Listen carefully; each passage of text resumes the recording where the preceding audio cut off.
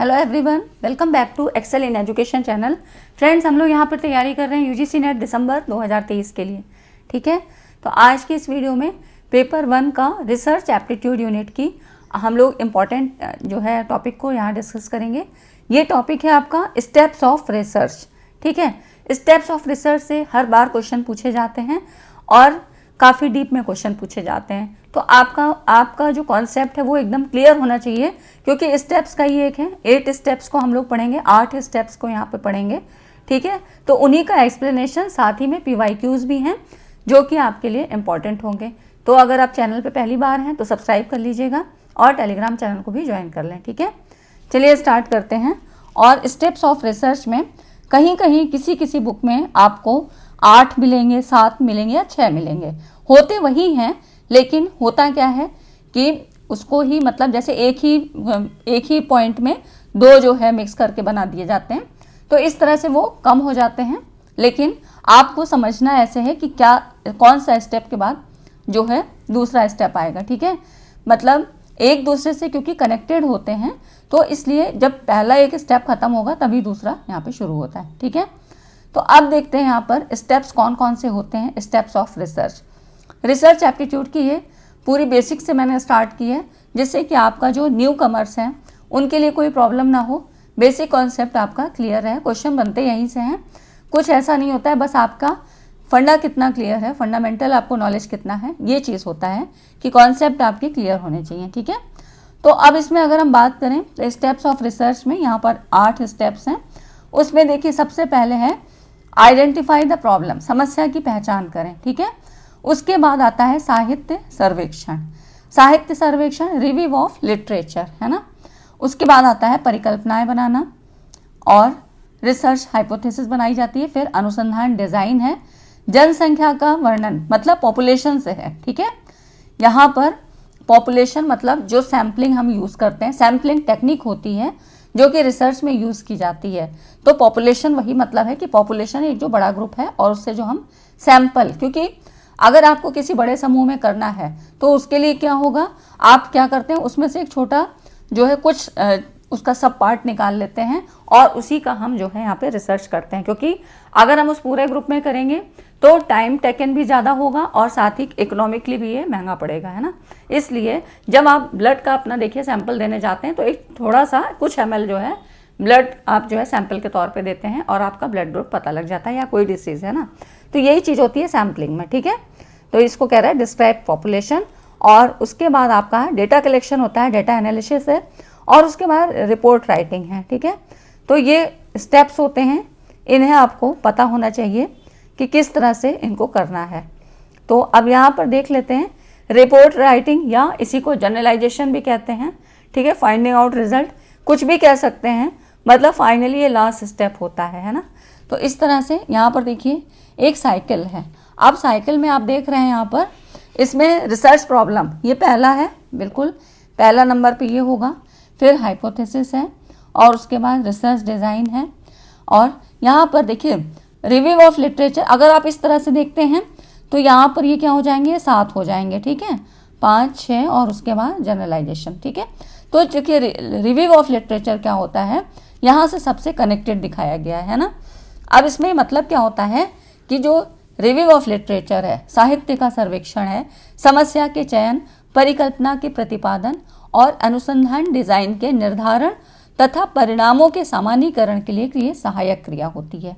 ठीक है, तो इसीलिए ये कहा है यहाँ पर, ये जो है यहाँ पर इससे भी रिलेटेड है, इससे भी है और इससे भी है, यहाँ पर भी है ना। मतलब प्रॉब्लम सॉल्विंग के लिए भी आप रिव्यू ऑफ लिटरेचर का सहारा लेते हैं, हाइपोथेसिस बनाने के लिए भी हम लिटरेचर रिव्यू को देखते हैं, और उसके बाद रिसर्च डिज़ाइन के लिए या जनरलाइजेशन के लिए तो ये क्या होते हैं, रिव्यू ऑफ लिटरेचर मतलब जो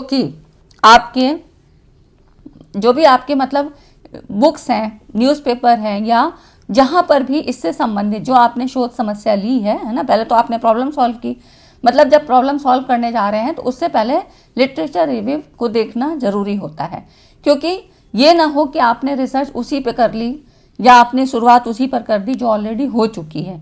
इसलिए लिटरेचर रिव्यू को यहाँ पर किया जाता है। ठीक है, ये शोधकर्ता को उसकी रुचि के क्षेत्र में अपनी समस्या तैयार करने में सक्षम बनाता है।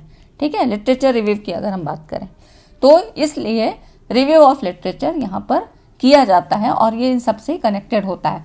तो इसलिए यहाँ पर इसको क्या एक प्रोसेस मान लिया गया है। इस तरह के कहीं कहीं आप ऐसे भी देखेंगे, है ना, तो यह है उसी का संबंधित पार्ट है, लेकिन यहाँ पर देखिए क्योंकि ये सबसे संबंधित है तो ये एक सहायक क्रिया के रूप में इसको लिया गया है। ठीक है, रिव्यू ऑफ लिटरेचर आपको पता होना चाहिए कि समस्या के समाधान के लिए ये हमको सहायक होता है ना, और हमें देखना भी चाहिए।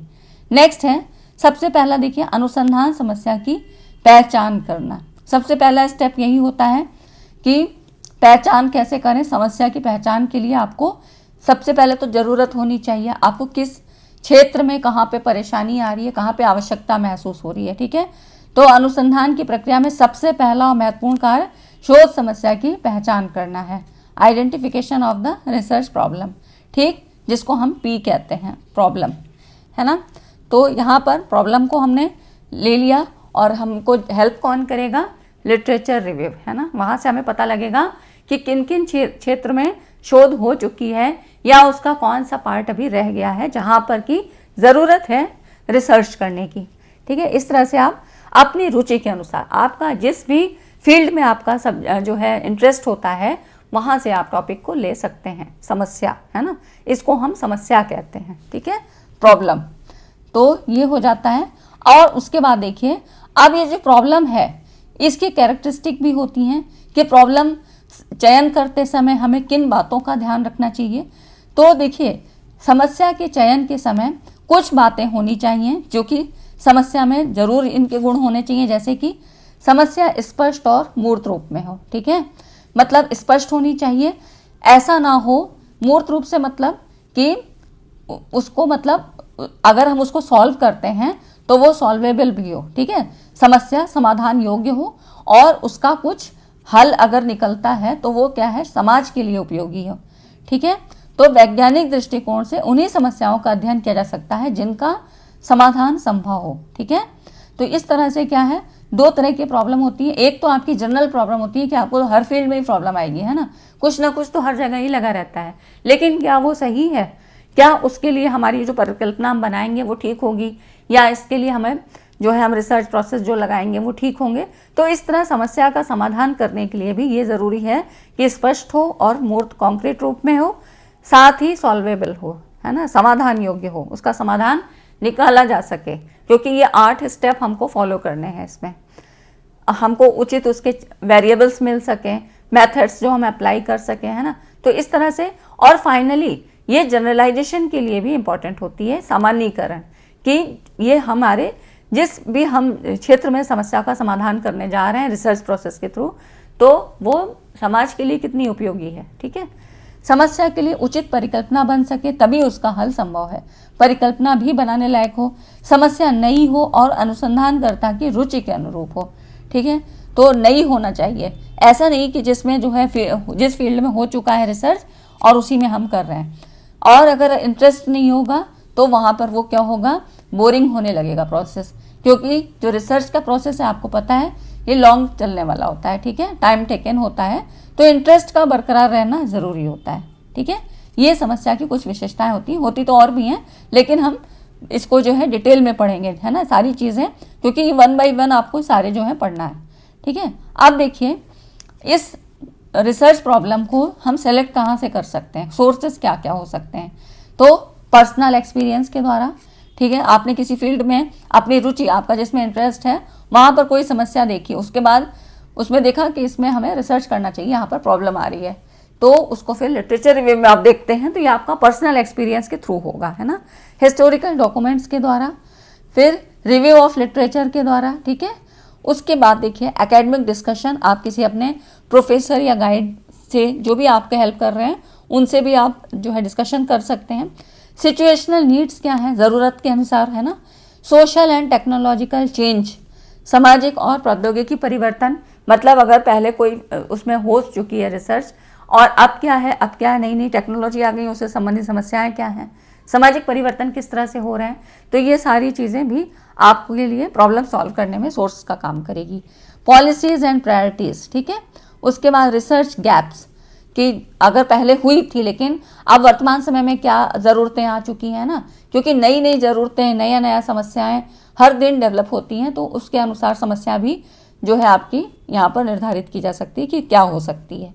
क्यूरियोसिटी, ये आपके इंटरेस्ट के आधार पे होगी, है ना। तो ये सारे क्या हैं, सोर्सेज होते हैं रिसर्च प्रॉब्लम के लिए, है ना। ठीक है, अब उसके बाद संबंधित साहित्य की समीक्षा, दूसरा जो स्टेप है review of literature. Literature review में क्या होता है, संबंधित साहित्य से तात्पर्य पुस्तकों, पत्र पत्रिकाओं, विश्वकोश प्रकाशित या अप्रकाशित अनुसंधान प्रबंध, मतलब जो भी अब तक रिसर्च हो चुके हैं उनको आप देखिए, जिस भी फील्ड में आपको करना है, एजुकेशन की फील्ड में है, टेक्नोलॉजी की फील्ड में है, या जिस भी फील्ड में आपको करना है, तो वहाँ से संबंधित उन रिसर्च पेपर्स को देखें, विचार विमर्श करें, शब्दकोशों को देखना है ना, रिकॉर्ड्स, डिक्शनरीज और जो भी पब्लिश्ड इन्फॉर्मेशन होती है वहाँ पर देखना है, ठीक है, न्यूज़पेपर में देखना है, न्यूज़ आर्टिकल में देखना है।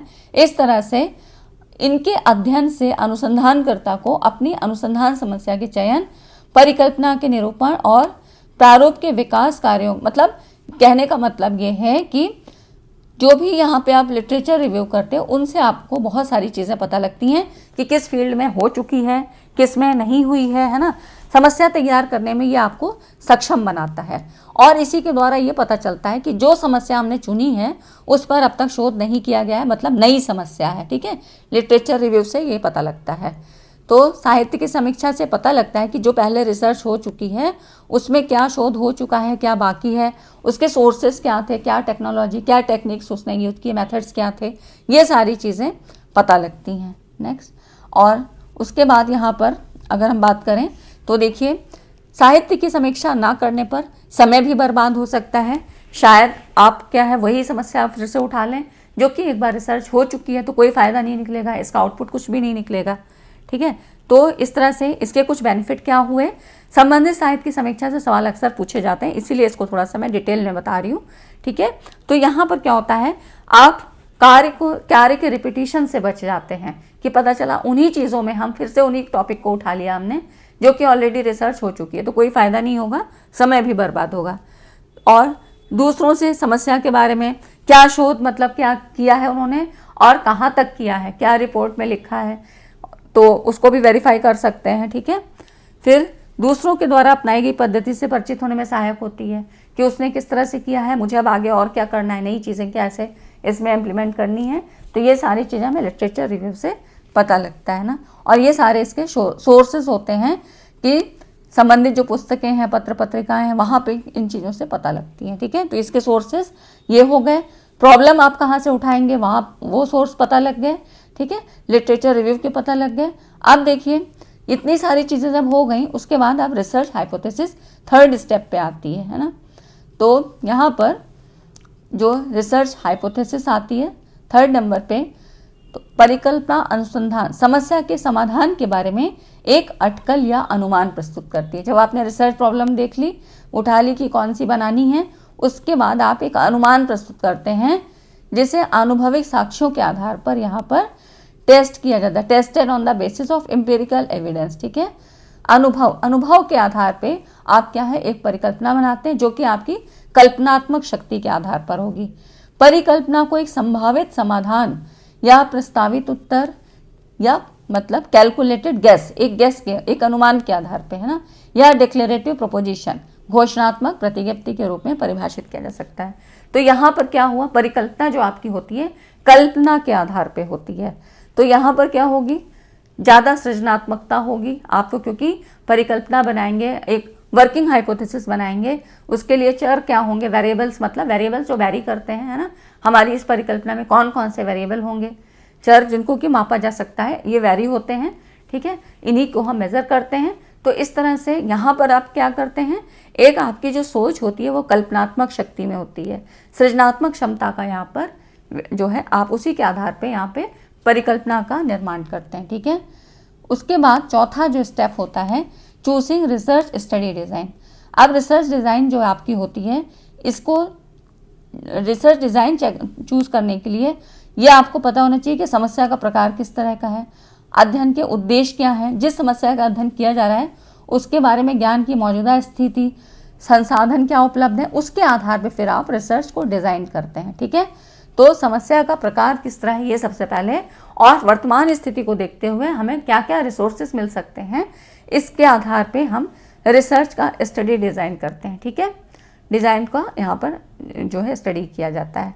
तो ये तो हो गया आपका। अब उसके बाद जो है पांचवा जो आता है डिस्क्राइब पॉपुलेशन।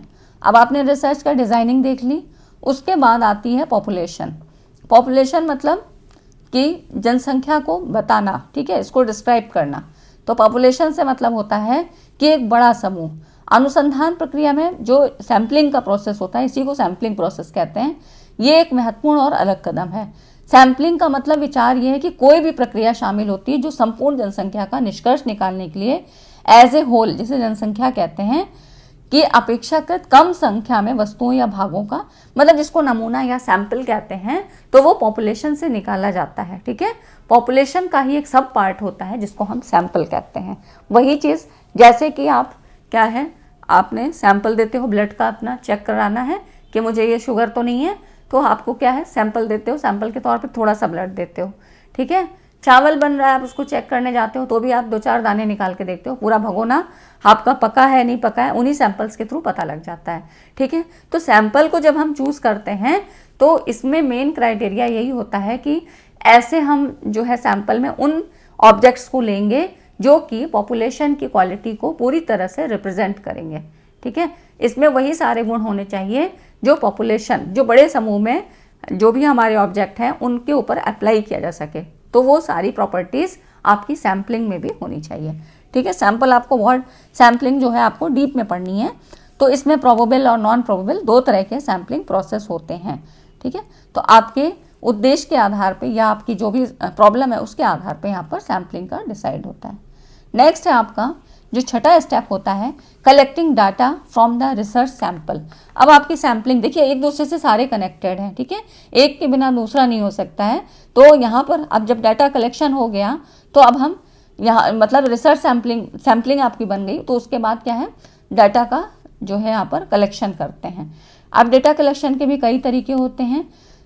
चयनित दृष्टिकोण अध्ययन के उद्देश्यों, अनुसंधान, डिज़ाइन, समय, धन और कर्मियों की उपलब्धता पर निर्भर करता है। ठीक है, तो जो डेटा होगा वो आपके रिसर्च के जो उद्देश्य हैं और डिज़ाइन कैसे की गई है, इसके आधार पर आप कई तरह के जो है डाटा कलेक्शन कर सकते हैं। डाटा कलेक्शन भी जैसे कि कई प्रकार के डाटा, मतलब 2 तरह के आपने पढ़े, क्वालिटेटिव डाटा और क्वांटिटेटिव डाटा। ठीक है, क्वालिटेटिव डाटा मतलब गुणों के आधार पे, क्वांटिटी मतलब परिणाम के आधार पे। ठीक है, तो जो डाटा कलेक्शन होता है इसके भी कई अलग अलग टूल्स होते हैं, जैसे कि आप प्रश्नावली बना के हमको डाटा ही तो लेना है ना, सर्वे के माध्यम से ले सकते हैं, प्रश्नावली के माध्यम से ले सकते हैं, प्रश्नावली को मेल में भेज के ले सकते हैं। ठीक है, ऑनलाइन सर्वे के द्वारा ले सकते हैं। तो यहाँ पर हम कुछ टेक्नोलॉजी का भी यूज़ करके अपना काम आसान कर सकते हैं। ठीक है, तो जो डाटा कलेक्शन होता है यहाँ पर ऑनलाइन मेथड से भी यूज़ कर सकते हैं, या आप घर घर जाके खुद से करिए, है ना, सर्वे खुद कर लो जाके, इस तरह से। तो ये सारी चीज़ें आपके डाटा कलेक्शन के लिए होती हैं। ठीक है, यहाँ से हम डाटा कलेक्शन करते हैं, तो आपका समय भी ज़्यादा लग सकता है। अगर आप यही चीज़ ऑनलाइन माध्यम से भेज देते हैं तो उसी समय क्या होता है जो है तुरंत के तुरंत आप जवाब भी वहाँ से लोग भर के दे सकते हैं कि प्रश्नावली में आप वो मतलब उनके आप व्यूज़ जान सकते हैं कि हाँ प्रश्नावली में क्या प्रश्न पूछे गए हैं और किस तरह से लोगों ने अपने जो है अपने विचारों को रखा है ना। तो ये चीज़ें थोड़ा फिर टाइम कम लगता है हमको अगर हम इसमें टेक्नोलॉजी का भी यूज़ कर लेते हैं। ठीक है, तो डाटा कलेक्शन हो गया। उसके बाद डेटा एनालिसिस होता है। Process and analyse the collected research data. अब डेटा को क्या होता है, एनालिसिस में क्या होता है, देखिए सबसे पहले डाटा कलेक्शन होगा, फिर डेटा एनालिसिस होता है। डेटा एनालिसिस में डेटा को स्ट्रक्चर फॉर्म में लिखा जाता है। जैसे अभी तो आपके पास डिफरेंट अलग अलग सोर्स के थ्रू जो है आपने कहीं प्रश्नावली के माध्यम से, कहीं सर्वे के माध्यम से डेटा को कलेक्शन किया। अब उसके बाद डेटा को एनालिसिस करना है। एनालिसिस में क्या होता है, एनकोडिंग डिकोडिंग होती है, मतलब सम डेटा के एडिटिंग और कोडिंग ऑफ डेटा, है ना। तो यहाँ पर कोडिंग ऑफ डेटा होता है, मतलब कि जैसे कैटेगरी वाइज में लिखना, स्ट्रक्चर फॉर्म में लिखा जाता है। यहाँ पर डेटा एनालिसिस करने में टेबल फॉर्म में लिखना, पैटर्न के रूप में, जैसे आपने कहीं पर भी किसी पॉपुलेशन में सैंपल के थ्रू किया और डेटा कलेक्शन किया, तो अभी क्या था, बिखरे हुए रूप में है, लेकिन फिर हम क्या है इसको किसी टेबल फॉर्म में कर लेंगे, किसी कैटेगरी वाइज, जैसे मेल फीमेल का है तो कैटेगरी वाइज कर लेंगे। इस तरह से क्या होता है कि अपनी एक जो है अपनी जो है आसानी के लिए हम यहाँ पर डेटा एनालिसिस करते हैं, कोडिंग ऑफ डेटा कर लेते हैं, ठीक है, एडिटिंग करते हैं उसमें, क्योंकि उस समय जब हमने लिया डेटा कलेक्शन किया तो वो रॉ मटेरियल था, रॉ फॉर्म में था, है ना। तो यहाँ पर इसको हम डेटा की कोडिंग कर लेते हैं, ठीक। ये हो जाता है सारा प्रोसेस आपका डेटा एनालिसिस में। नेक्स्ट आता है आपका राइटिंग रिसर्च रिपोर्ट, ठीक है। अब ये आपका 8वां स्टेप हो जाता है, जो कि यहाँ पर रिसर्च रिपोर्ट की जाती है। अब इसमें देखिए कहाँ कहाँ पे आपको नैतिकता को बरकरार रखना है कि जब आप रिपोर्ट लिख रहे हैं तो वहाँ पर कोई भी ऐसी पक्षपात वाली भावना नहीं होनी चाहिए। मतलब जो डेटा आया, डेटा कलेक्शन में भी ऐसा ही चीज़ है, डेटा कलेक्शन में भी कोई ऐसा पक्षपात नहीं होना चाहिए, कोई हेराफेरी नहीं होनी चाहिए, ठीक है। अब जो रिसर्च रिपोर्ट लिख रहे हैं उसमें भी जो एज इट इज़ है उसी को लिखना है, ठीक है, उसमें कोई हेरफेर नहीं होनी चाहिए। तो इस तरह से वैज्ञानिक अध्ययन का जो अंतिम लक्ष्य है परिणामों की व्याख्या करना और यहाँ पर कंक्लूजन, निष्कर्ष को निकालना, ठीक है। अब इसी में फिर रिसर्च रिपोर्ट लिखने के भी अलग जो है एक फॉर्मेट होता है। तो इस तरह ये सारी चीज़ें आपकी हो गई जो कि स्टेप्स ऑफ रिसर्च के अंतर्गत है। अब कुछ क्वेश्चन देख लीजिए, और फ्रेंड्स अगर वीडियो पसंद आई हो तो वीडियो को लाइक एंड शेयर ज़रूर करिएगा, ठीक है। अब देखिए क्वेश्चन है, ये प्रीवियस ईयर के क्वेश्चन हैं जो कि पूछे जा चुके हैं, ठीक है। यहाँ पर ये 2020-22 में क्वेश्चन पूछे जा चुके हैं।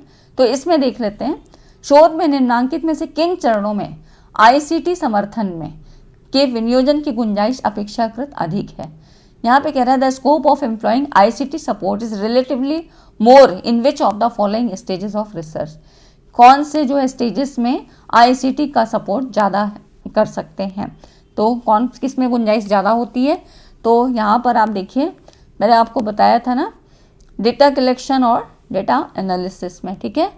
तो यहाँ पर इसमें जो है आपका सी ऑप्शन ये सही होगा, ठीक है। डेटा कलेक्शन में भी हम कर सकते हैं, डेटा एनालिसिस में। बाकी फॉर्मुलेशन मतलब प्रॉब्लम आपको खुद से ही फाइंड आउट करना है ना, लिटरेचर रिव्यू के थ्रू, हाइपोथेसिस में भी नहीं करेंगे, डेटा इंटरप्रिटेशन में भी नहीं करेंगे, ठीक है। तो इस तरह से यहाँ पर डेटा कलेक्शन और डेटा एनालिसिस में यहाँ पर कर सकते हैं। यहाँ पर देखिए आईसीटी के अनुप्रयोग का महत्व अपेक्षाकृत अधिक है। प्रश्नावली को मेल करके, ऑनलाइन सर्वे करा के इस तरह से आप ले सकते हो। और विभिन्न जटिल सांख्यिकी में, जैसे कि यहाँ पर क्या होता है, कुछ आपको सांख्यिकी विधियाँ भी यूज़ की जाती हैं, जिसमें आप अभी पढ़ेंगे हाइपोथेसिस टेस्टिंग वगैरह में, Z test, F test, T test, ये सारे टेस्टेस होते हैं। तो यहाँ पर कंप्यूटर और इंटरनेट का प्रयोग भी जो है प्रक्रिया को आसान बना देता है, ठीक है। तो इस तरह से सांख्यिकी में भी कंप्यूटर का प्रयोग होता है, मतलब टेक्नोलॉजी का हम यूज़ करते हैं। नेक्स्ट आप देखिए, यहाँ पर क्वेश्चन देखिए, शोध अध्ययन के निम्नलिखित कौन से चरण के संबंध में शोध नीति शास्त्र के उल्लंघन के क्षेत्र को प्रासंगिक माना जाता है। Relevant in respect of which of the following stage in research study, है ना। एथिक्स की बात कर रहा है कि एथिक्स मतलब नैतिकता। एथिक्स से मतलब होता है जो आपको क्या है, अच्छे और बुरे की पहचान बताती है, सही गलत का फैसला करने में मदद करती है। तो नैतिकता हमेशा क्या है, सही गलत को बताएगी, और आपकी सामाजिक जिम्मेदारी के लिए नैतिक सिद्धांत जो है बनाए गए हैं, ठीक है। तो नैतिकता का पालन रिसर्च के लिए एक इम्पॉर्टेंट रोल अदा करता है। अब इसमें देखिए कौन कौन से यहाँ पर क्षेत्र हैं, चरण के संबंध में चरण पूछ रहा है, कौन कौन से स्टेप्स हैं जिसमें कि आपका शोध नैतिकता रेलिवेंट मानी गई है। तो इसमें यहाँ पर देखिए परिकल्पना को सूत्रबद्ध करना और परीक्षण के लिए निराकरणीय परिकल्पना स्थापित करना। उसके बाद शोध अध्ययन के क्षेत्र को परिभाषित और परिसीमित आंकड़ों का विश्लेषण और निर्वचन करना, ठीक है। आंकड़ों के विश्लेषण में शोध नैतिकता होती है। और उसके बाद प्रतिचयन की विधि को परिभाषित करना, नहीं, शोध परिणामों को सूचित करना और नीति को सूत्रबद्ध करने के आधार के रूप में इसका उपयोग करना। रिपोर्टिंग द रिसर्च फाइंडिंग, ठीक है। इसमें आपकी क्या है, शोध नैतिकता यहाँ पर होनी चाहिए। तो इसमें दोनों ये ऑप्शन यहाँ पर सही हैं, ठीक है। तो यहाँ पर देख सकते हैं हम। नेक्स्ट है आपका देखिए, what is the usual sequence of steps in the scientific method. Scientific method में आपको एक सीक्वेंस बनाना है, और इस तरह के प्रश्न हमेशा पूछे जाते हैं। कई बार आपको एक दो स्टेप छोड़ देगा तब नेक्स्ट आएगा, तो आपको पता होना चाहिए क्योंकि इंटर रिलेटेड होते हैं। तो इसमें आप सबसे पहले क्या है, सबसे पहले हमको पता है ना, आपको आप प्रॉब्लम को जो है सॉल्व करेंगे। ठीक, प्रॉब्लम यहाँ पर पहला हो गया, पहला प्रॉब्लम हो जाएगा। उसके बाद फिर फॉर्मुलेशन ऑफ डिफिकल्टी एंड मतलब perceive need which is creating the problem, है ना, अनुभूत आवश्यकता जो कि समस्या उत्पन्न कर रही है। ठीक है, तो ये प्रॉब्लम से भी पहले का स्टेप हो गया जहाँ पे आपको ज़रूरत महसूस हो रही है। ठीक है, तो अब यहाँ पर इस तरह से स्टेप दिया हुआ है, तो आपको ऑप्शन देख के ही पढ़ना है। ठीक है, उसके बाद ही ऑप्शन आपको लगाने हैं। तो इस तरह से ये हो गया। और उसके बाद हम प्रॉब्लम को यहाँ पर डिफाइन कर लेते हैं कि formulation of difficulty and problem दूसरे नंबर पे ये हो जाती है। फिर ये हो जाती है आपका जो है फॉर्मेशन ऑफ हाइपोथेसिस, है ना, फिर उसके बाद हाइपोथेसिस बनाएंगे, तो फिर ये हो जाती है। नेक्स्ट आपका डेटा कलेक्शन होता है। हाँ, तो बिल्कुल सही बात है, data collection and use appropriate research tool. ठीक है, तो मैंने आपको बताया ना, ये सारे रिसर्च टूल ही हैं जो मैंने आपको बताए थे कि यहाँ पर कौन कौन से टूल, आप जैसे प्रश्नावली है, इंटरव्यू है, ये सारे टूल्स ही होते हैं। ठीक है, नेक्स्ट आपका है डेटा एनालिसिस। ठीक, तो यहाँ पर ये 5वें नंबर पे हो गया, है ना।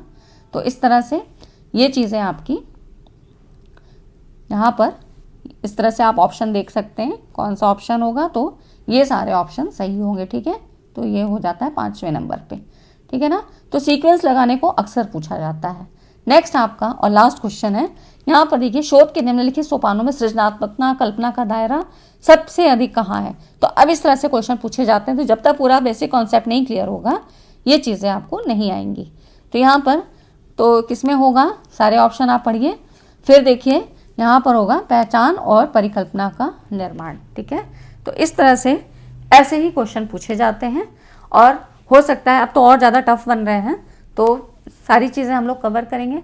वीडियो कैसी लगी, अगर वीडियो अच्छी लगी हो, पसंद आई हो, आपको समझ में भी आया हो, तो लाइक एंड शेयर ज़रूर करिएगा।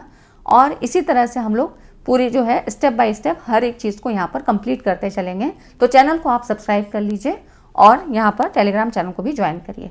चलिए फ्रेंड्स, मिलते हैं अगली वीडियो में एक नए टॉपिक के साथ। Thanks for watching.